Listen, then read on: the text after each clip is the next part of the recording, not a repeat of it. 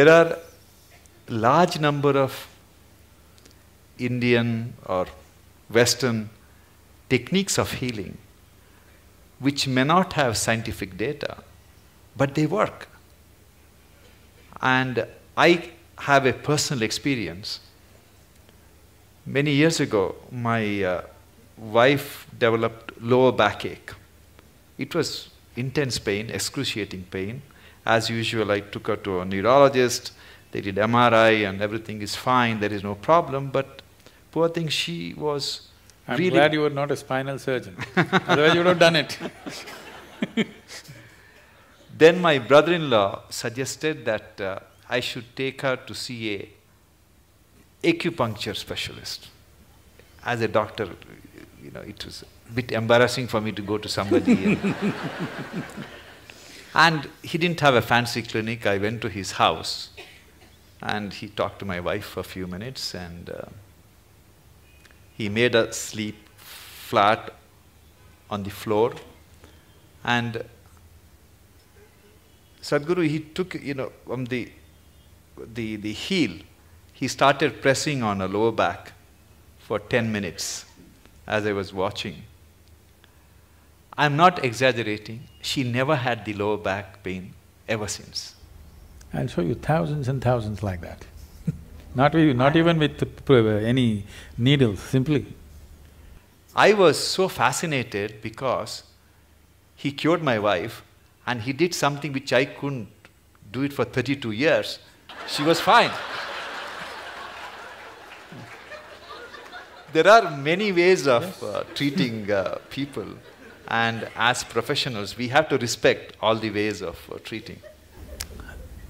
Definitely, I would say allopathic system is at its best when there's an emergency.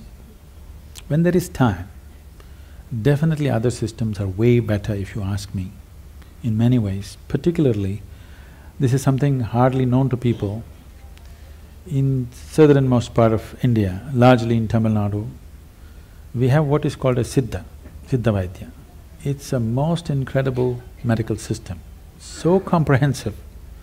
There are over 300,000 formulations. I don't think even modern pharmacopoeia has that. Over 300,000 formulations elaborately written down. And the fundamental difference between Ayurveda and Siddha is, Ayurveda is herb-based, Siddha is elemental. The only thing is, the skill level that it demands from the doctor is a challenge in modern world. This is something that you have to live, then only it works.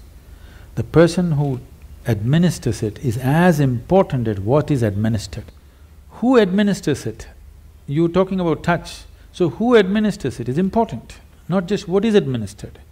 But the nature of modern medicine is, you write a prescription, some chemist who knows nothing about it gives it, and they take it. It's only purely chemical and it works.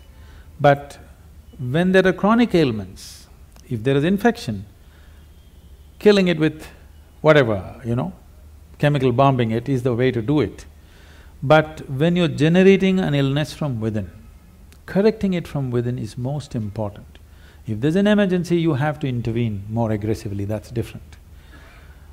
But these systems have such a comprehensive knowledge about health and well-being. But the problem is, it needs a lifelong involvement and dedication to become something good with this kind of system. It is not something that you can acquire as a profession and do it. Always it was seen as a sacred duty that you can actually… See, I want everybody to think about it, and I'm sure many times you're facing this within yourself. It is not a prescription, it is not a surgery, it is not something. It's a person's life, whether he lives or dies. I mean, your existence, it is not a case, it is not a statistic. For that person, it is the only life that he has. This needs far more deeper attention than just being handled as a profession.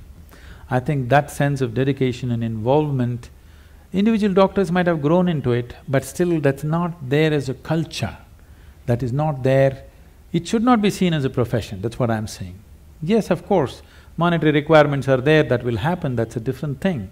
But first of all, it must be seen as a certain commitment and a certain privilege that you are able to either end or extend somebody's life is not a small privilege.